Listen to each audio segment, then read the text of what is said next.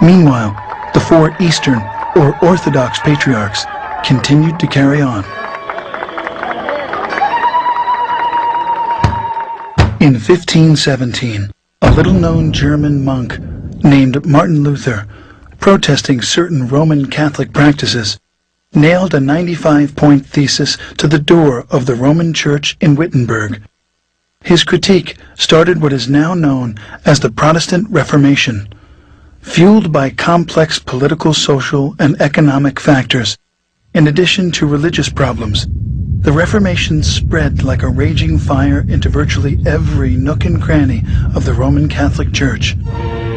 As decade followed decade, many branches of Protestantism took various forms. Different divisions insisted they were neither Protestant nor Catholic, most wanting a less centralized form of leadership. Anyone could start their own church, which led to today's 2,600 different Protestant denominations. While many profess to being Christians, they reject the biblical data which speak of the historic church, throwing the baby out with the bathwater. Some pretended to be the New Testament church, but were seriously off base, leading many people far astray from Christ and the church. But that first church of the apostles, despite persecution, political oppression, and desertion, miraculously carried on. Today, the four patriarchates remain intact, in full communion, maintaining the original apostolic faith of the New Testament record. The holiest two Christian shrines, the Nativity, where Jesus was born, and the Sepulchre, where Jesus was buried and resurrected, are still protected to this day by the Orthodox Church. As the 165th direct successor to the Apostle Peter, the Patriarch of Antioch, Ignatius IV, presides on a street called Straight, as is mentioned in the Bible. Patriarch Ignatius IV took his name after the great martyr Ignatius I, who was the third to preside on the throne of Antioch from 67 to 107 AD. Records of Orthodox tradition hold that Ignatius of Antioch was the young child Christ took up into his arms in Matthew 18:3. We did not invent orthodoxy. Churches cannot be invented. And nobody can make a church. And Christ is the only one who spoke about his own church. And we believe that we stick to orthodoxy because it is his own church. Today, the Patriarchate of Antioch, together with the three other ancient Eastern Patriarchates, Constantinople, Alexandria, and Jerusalem, added 5 modern patriarchates: Russia, Serbia, Romania, Bulgaria, and Georgia, 4 autocephalous churches, Cyprus, Greece, Poland, and Albania, and 5 autonomous churches, Sinai, Czech Republic, Finland, Japan, and China. Many with dependent bodies throughout the world. Together they comprise what is known as the Eastern Orthodox Church, with an estimated 250 million adherents, of whom some 5 to 6 million live in the United States and Canada.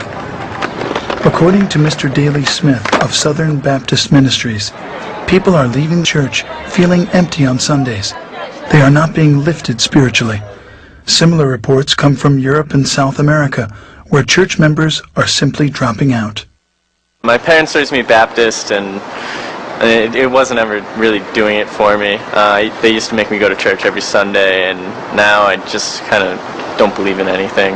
I take what I want to out of the Bible and out of the Word, and I pray on my own, and I just don't really feel that I need one man, a pastor or a priest to give me that word. I think it's my relationship with God and my relationship with Christ, and no man, I feel, has one word to say about it.